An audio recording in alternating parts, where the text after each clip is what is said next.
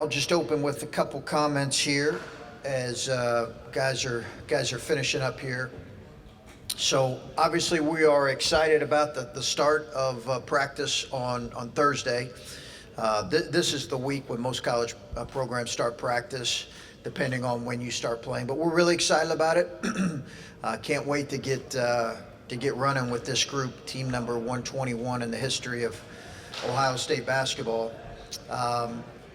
We've got a couple house cleaning items to cover to begin with. Come on up here, guys, if you want. A couple injury updates. We have three guys that will not open practice at full strength. Justin Arns, Musa Jallo, and E.J. Liddell are all on the mend right now, and various injuries. We know about Justin's back. I don't want to get specifics on the others, just a couple lower leg injuries with the other guys. We anticipate Justin and EJ being back in the preseason at some point. With Musa, I think it's going to be kind of week to week, depending on how he continues to progress. But he's going to be out for a while. As far as our team outside of that, everybody is healthy and ready to go, and we cannot wait to get started. So we're looking forward to it. Thursday can't come soon enough.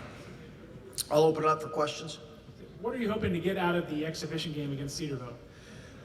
You know, I think in any exhibition, you're looking to play against other people, live competition in front of a crowd. I think Cedarville will... they had a really good season last year. I know they return a lot of guys. Pat does a great job. So I think overall, it'll be good for our team to face a team that's had success with a lot of older guys and a lot of guys returning. So it's a good exhibition for us to play.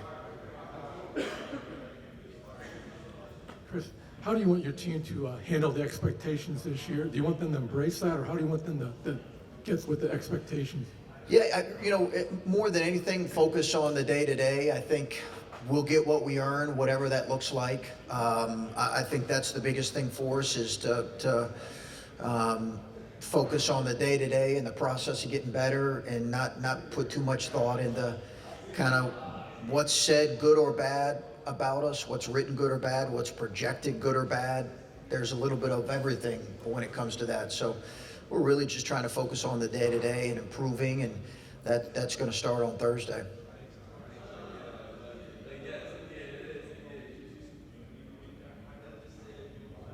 Coach, could you say who out of the freshmen right now is really standing out amongst the rest, if there is one? Yeah, I think they've all had their moments. I couldn't point to one in particular. A couple of them have had various times where they've been out, dating back from the summer to now, that's kind of limited them in some ways. So I don't know that we've had kind of enough time with all of them in consistent practice to get a real sense. They've all had their moments where they've really impacted their team or whatever we're doing. I think they're getting in better shape. They figured out what college basketball conditioning and shape looks like. I think that's been a process for them. So, and that'll be an ongoing process. We with EJ being out, we'll have to expedite that as quickly as we can when he returns. Coach, with the new point guards this year, what does that do for what you want to do this year, and how does it change, or does it change anything at all for what you guys are doing? Yeah, it's a good question. I think that it helps, obviously, CJ having a year in our system and kind of learning that, but it's different from practicing every day to now you're actually playing in games, and that game time and the film that comes with that. So I think there'll be a little bit of a learning curve with him, even though he's an older guy with experience, and that'll certainly be the case with DJ. But both guys bring a lot of really good things.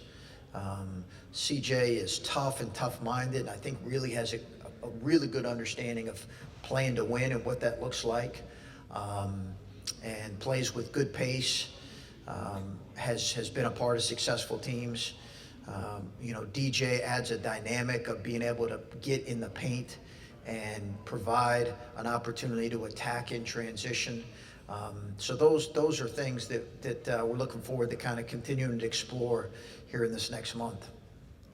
So do you settle on roles for all three of your assistants as far as who's, obviously with having Jake here for the first year, as far as who's doing what, how it's all going to work? Yeah, Peden works primarily with the wings. Ryan will work primarily with the wings. Terry works with the bigs, as he has in the last couple years. And Jake will work with the guards, particularly the point guards, the combo guards. Yeah. Because of injuries and numbers and stuff last year, I assume you were limited in how you'd like to play versatility-wise. With the numbers that you have and the talent you assume that you have, what do you have planned in terms of different ways to play? Are you capable of playing more different ways or doing different things this year because of the numbers? I think time will tell when it comes to that. I think, we'll see what kind of our depth looks like once we get into practice. Obviously, we're a little bit affected by that with the three guys being out. But assuming we're going to be at full strength, I think that we'll continue to play and look at different lineups, lineups that have, four guards, lineups that have, two interior guys. We'll continue to look at different lineups based on kind of what our roster looks like and really what this first, 5 weeks of practice looks like. And I think you've heard me say it before that, old wins in college basketball, mature talent wins in college basketball. And by mature, I'm not saying necessarily age, because that's not always the case. But mature talent wins consistently at the highest level of college basketball. So it's our job to get our group as mature as quickly as possible. This is one of the first times we've seen and talked to Caleb with his weight loss. Right. Just how impressive is it to see how he's transformed his body, and what do you envision that will do on the court for him this year? Yeah, Caleb looks great. He looks great. He's worked really hard at it. I think he's shown tremendous discipline in terms of just what he has wanted his body to look like. I think the challenge for him will be to continue to move in that direction as we get throughout the season. He did a really good job, and I don't know that it was really noticed as much, but he did a much better job last year of staying in better shape later in the year, and it showed in his play. He spent extra time with Coach Q. I'd come in after practice, he'd be boxing with Coach Q. So I'm sure he wasn't quite where he wanted to be, but it was a real marked improvement from his freshman year. We'll see if he can take the next step with that throughout the season. But he looks great, and he deserves all the credit for getting his body where it needs to be. Our strength coach is on him about why he's lost weight, continuing to maintain his strength, and making sure that that's not been limited in any way. Coach Q's really been on him about that and pressing that point to him. At the microphone this time. With the new three-point line and some of the struggles you guys had scoring inside the three-point line last year, could the increased distance there give you guys more space? Do you think you guys might shoot a higher percentage inside the arc with the three-point line being deeper this year? I think we're all a little bit, as coaches, people who follow the game, a little bit curious about what is going to change with the line, how the line's going to impact the game overall. I think what you'll see overall is a little bit less efficiency, Adam, in terms of, I think percentages will drop a little bit, just with the increase in distance. I do think it'll open the floor a little bit. I think what it really puts a premium on, this is my personal opinion, I've talked to a lot of coaches, I just think having guys that can get to the paint and play in tight spaces off the bounce, because the floor is going to be a little bit more open. I think it puts a premium on having a couple guys like that on your roster that can do that, whether it's in primarily decking the ball. and obviously we're going to need to continue to have spacers, but I'm interested to see if that line has as dramatic of impact as some people think. Coach, over here. Okay. What kind of growth have you seen out of Luther and Dwayne from this point last season up to now, and how important are their roles going to be for this upcoming season? Yeah, I think it's going to be really important. I think you could look at their growth as important as anything with our team right now. Are they going to learn from their freshman year where they had some really good moments and some moments that where they struggled? Can we as a coaching staff get them to take some of those lessons that they learned and take the next step? And primarily, it's in a lot of ways, but it's going to begin with a higher level of efficiency on the offensive end for both of those guys. And I think we saw Dwayne take steps as the season went on and improve in that particular area. Luther hit maybe a little bit of a wall and struggled in some of those areas. I think as coaches, now that we've had a year coaching them, can we do a better job of making sure that we're putting them in positions to make them the most successful? But I would point to that as much as anything. Yeah, last year I said, maybe around this time, that if we were going to get back to the NCAA tournament, it was going to be because of our older guys and the steps that they took. And we saw that with a couple guys. They took major steps forward. That's going to be key with those guys, including Justin. You had talked the last time we saw you about, lost my train of thought, talked about a lot of things. Aside from Caleb and Ibrahima, like who do you look to see some minutes at the 5? You said you don't go in with like redshirt decisions yet, but do you have like lineup thoughts yet, or is it still too early for some of that? Yeah, I think those are the obvious, true kind of big guys that we have on our roster. And then, as most of you guys know that follow college basketball, a lot of people will play, two forwards. We'll do that for a significant amount of the time this year. We don't necessarily look at Kyle as a 5. He's just another forward that will play with EJ or with Alonzo or with Andre. So we'll see all kinds of combinations like that. It gives you versatility. It gives you the ability to move and do some things that I think we need to do. I'm pleased that our length, I think, has improved. Now we've got to get that length to the point to where they can give us productive minutes. But that's something we definitely needed to happen. You mentioned CJ being in the program for a year, Yeah. But having to play games and whatnot now. But how valuable is that time to learn the way you want him to play, to learn his teammates? That whole last year, he said he's really hungry to get out there, but he felt like he took a lot from that. Yeah, he was great last year for us. I think what you're going to see with him is he has some real natural innate leadership ability.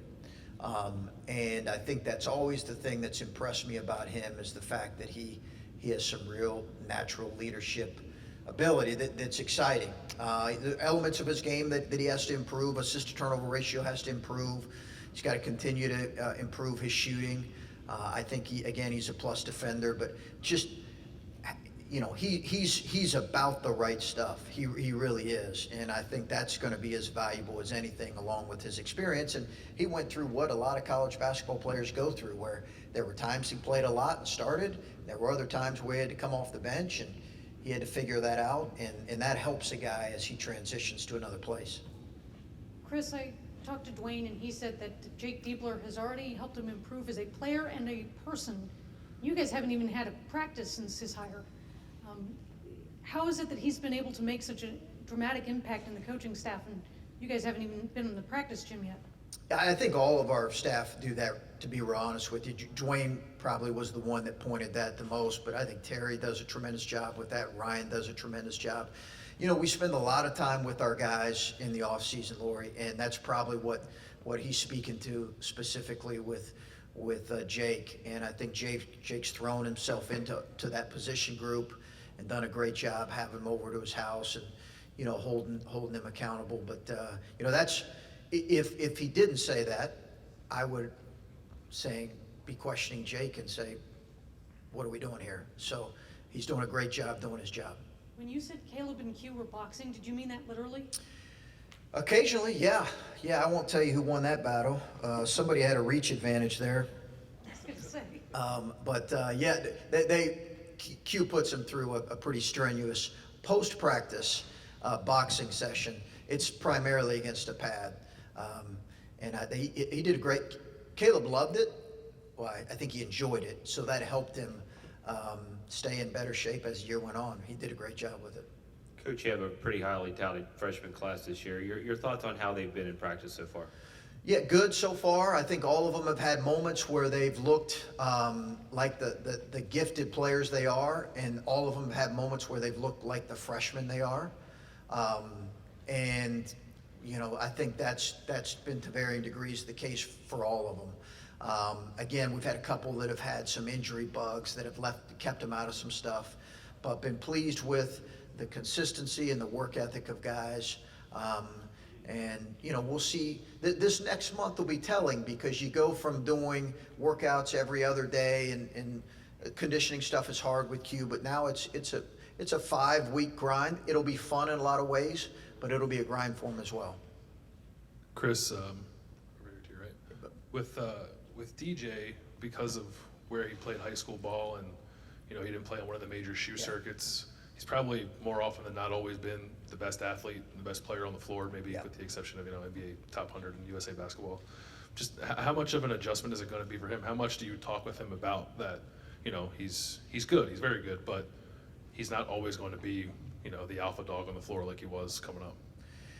Yeah, I think that will be, it's true with him, and I think he recognizes it cerebrally. He recognizes the fact that the level of play, he was really well coached in high school and in his AAU circuit, but the level of play is such a significant jump between what he experienced, and he's well aware of that.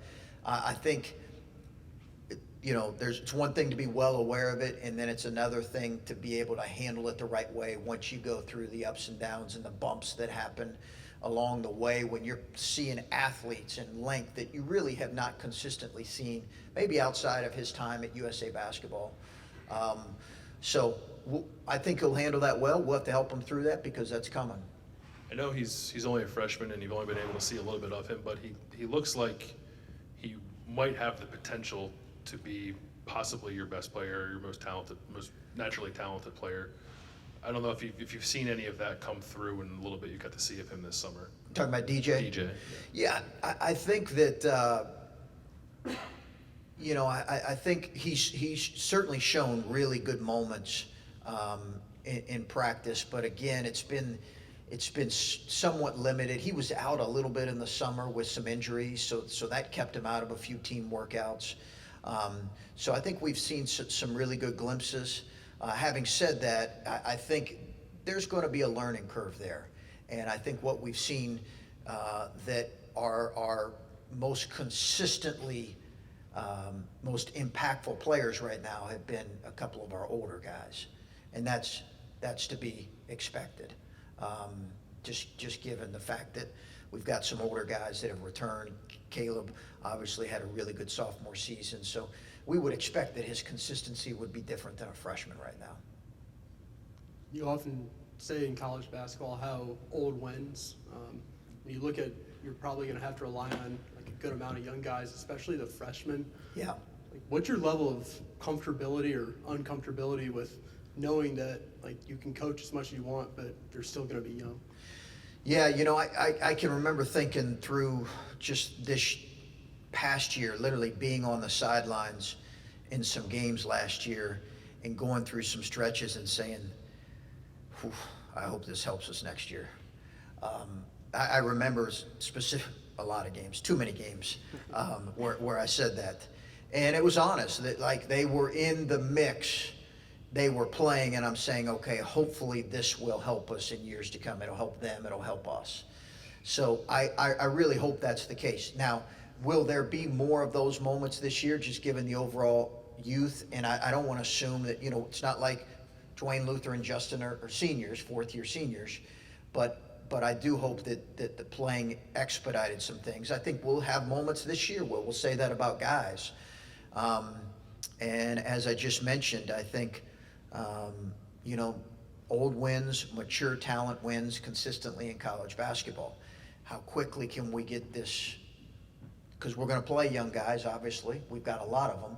How quickly can we get them to be mature in the way they play? EJ is a bit of an interesting player, just his size and sort of his skill set. Do you have a good idea of how you want to use him as a freshman immediately? Yeah, an idea, certainly. We do, just because we watched him so much on the summer circuit, and we watched him in high school.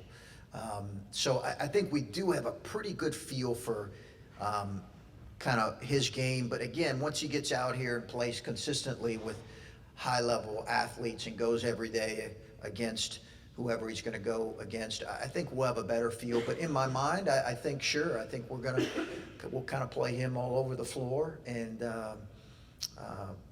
hopefully, put him in spots where he can be really successful. We have a pretty good idea going into it.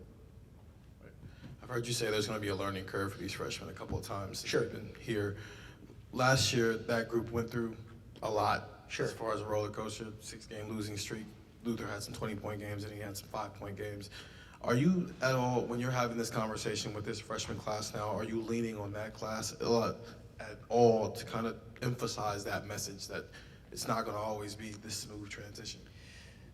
Yeah, I think we always want our players to help kind of the younger guys. And I think Luther and Dwayne and Justin can have a real perspective on that, as can like Justice, who's sitting out, on just the normal ups and downs that you go through. And I think that'll be pivotal as the season goes on. But that's the expectation for all of our guys. I think, Andre and CJ Walker and Kyle and Caleb and those guys, we want them all to be able to communicate that to the younger guys. And make no mistake, like, Justin, Dwayne, and Luther aren't vets right now. Like, they're gonna continue to go through some ups and downs. But I do think the experience of last year will really help those guys if they approach it the right way. Have you seen that at all this offseason, how they, how that maybe have impacted the way they've approached their second year? For sure. I think we have seen that at times. Now, again, I think we haven't had enough time to scrimmage and play 5-on-5 and put them in situations where it's challenging. I think then we'll see how much they've taken and learned. But certainly we've seen, I think, some growth out of those guys, but time will tell to what degree.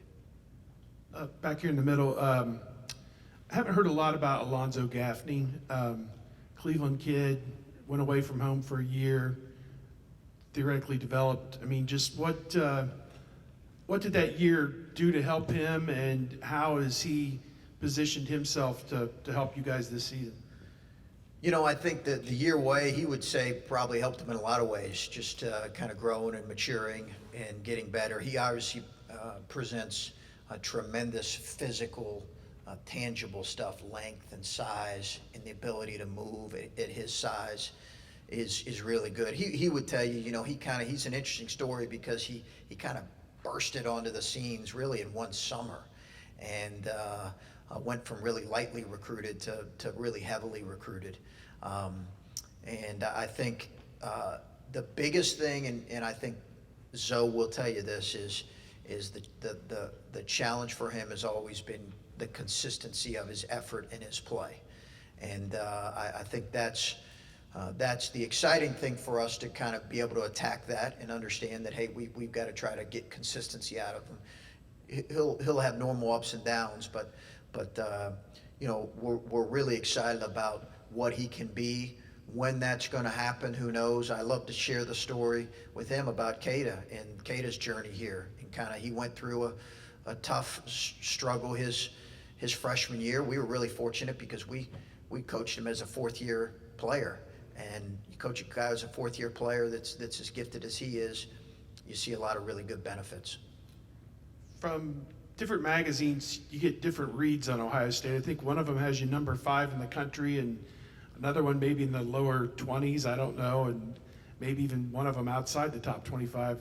Is it that difficult to get a read on what this team could be this year, or is that just normal? People want to see how your guard play comes through, I suppose. I don't know. What's your thought about some of those projections at this early stage? You know, I don't know. You'd have to ask them. I haven't followed them closely enough outside of being happy that our guys' faces were on one or two of them really finally happy for that. But you know, I don't put a whole lot of stock into that because, as I've said before, you know how it is, Steve. Every year you're going to have, you know, a lot of disparity really from like 12 to 50. As crazy as that sounds in the country, in college basketball. So I don't really put much stock into it, and I couldn't tell you where we're at in most cases. I think, listen, people are probably those that have questions. There's certainly questions about our youth and how our youth will manage. And can we, you know, I think that the teams, you look at the teams in our league that have proven it year in, year out, it's Michigan State and Purdue. And I think those are two kind of givens in our league. Obviously, Maryland had a tremendous year last year as well. And but I think those are, that they've consistently performed year after year where you'd be foolish to count against them. On paper, do you think this is maybe the most talented team you've assembled?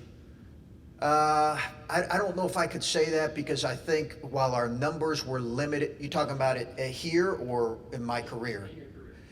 Yeah, I think I need much more time to get with this group in the midst of what we're doing, Adam, before I could determine that, because I think, again, there's talent and there's mature talent, and I think there is a difference, and there's teams that fit together and teams that don't fit together. So I think it's way too early to for me to project how this team compares to any other teams. I'm excited to coach this team. I think we've got a long ways to go, and what that's going to look like in 2 months from now, I don't know. You guys had a good recruiting week this past week. How does that impact things going forward as far as you start looking ahead to future classes and getting to put more time in with sophomores and freshmen? How do you see some of the benefits from what happened last week impacting future classes? Yeah, it's exactly right. It's exactly right. We'll spend a lot of time on future classes.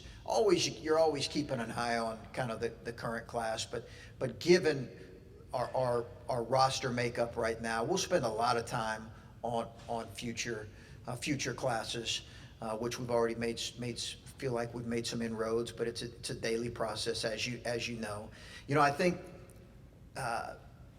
every year we really want to try to add freshmen, add young talent, and then develop it. So if there are questions maybe as to why we did what we did, maybe I'm jumping the gun here, but that's our goal every year, is to add a couple young guys and hopefully develop them, as well as sprinkling in some transfers and graduate transfers. Chris, day by day, no expectations. This is kind of like a theme I heard from a lot of the guys here today.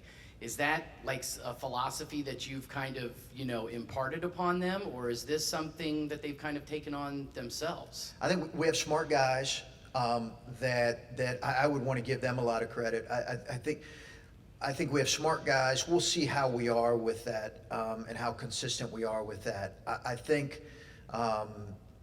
we had a practice or a team workout. I call it team workout, so our guys don't think we're practicing starting in September or early September.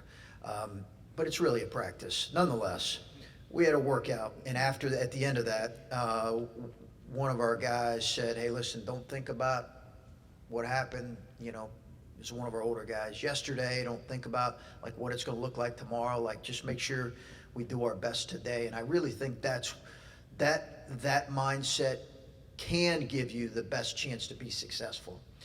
We know on our schedule, we feel like we can get beat any night, and we feel strongly that we can win any night. So that will come soon enough. Our focus is on the task at hand. Watching Andre Weston, he does a lot of things that might not necessarily show up in the box score. I was wondering if you could give some of those specific things and explain how valuable that is to your team. Yeah, he's valuable because of his versatility and because he can defend multiple positions. He does a variety of things.